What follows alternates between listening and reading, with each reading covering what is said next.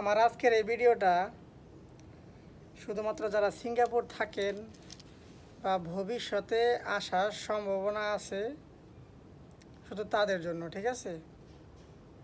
অন্যরাও চাইলে শুনতে পারেন, সমস্যা নাই।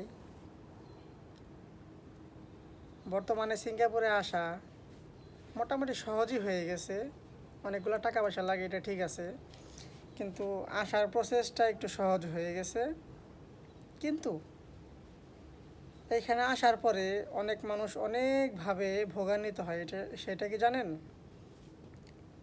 যাই হোক, যারা লেখাপড়া জানেন না, বাংলা পড়তে পারেন না, ঠিক আছে, তারা চেষ্টা করবেন এখানে না আসা। কারণ তাদেরকে পদে পদে বিভিন্ন জায়গায় বিভিন্নভাবে অপমান হতে হয়, ঠিক আছে? আপনি যখন সিঙ্গাপুরে আসবেন নতুন অবস্থায়, তখন থেকেই শুরু হবে একটা পরীক্ষার মাধ্যমে, বুঝতে পারছেন?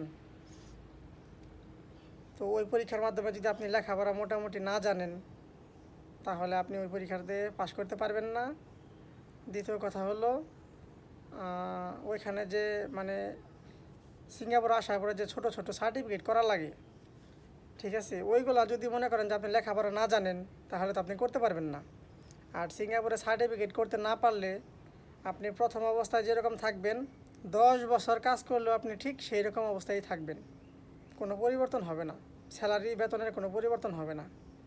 এর জন্য বলি, আসার আগে একটু ভেবে চিন্তে তারপরে আসবেন। আর সবচেয়ে খারাপ লাগলো যে বিষয়টা, এই যে ছোট ছোট সেন্টারগুলো যা আছে সিঙ্গাপুরের ভেতরে, ওইখানে বাঙালি স্যারেরা আছে, বুঝতে পারছেন?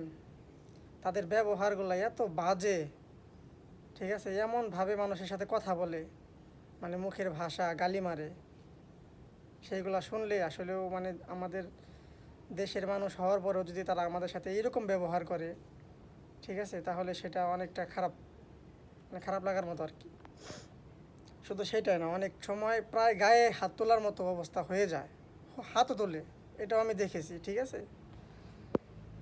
আর সবচেয়ে বড় কথা হইলো, ওনাদের বাবার বয়সী লোকদের সাথে ওনারা আরও বেশি খারাপ ব্যবহার করে।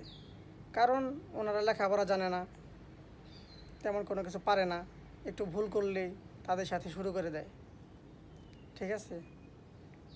তো যাই হোক, উচ্চশিক্ষায় শিক্ষিত হলে শিক্ষিত না, ঠিক আছে, মানুষের সাথে ভালো আচরণ, ভালো ব্যবহার, এটা সবার আগে জরুরি। কথাগুলো যদি আপনাদের কাছে ভালো লেগে থাকে আর যদি একটু উপকার মনে হয়, তাহলে অবশ্যই আপনাদের বন্ধুদের মাঝে শেয়ার করতে পারেন। সবাই ভালো থাকবেন, সুস্থ থাকবেন। আসসালামু আলাইকুম।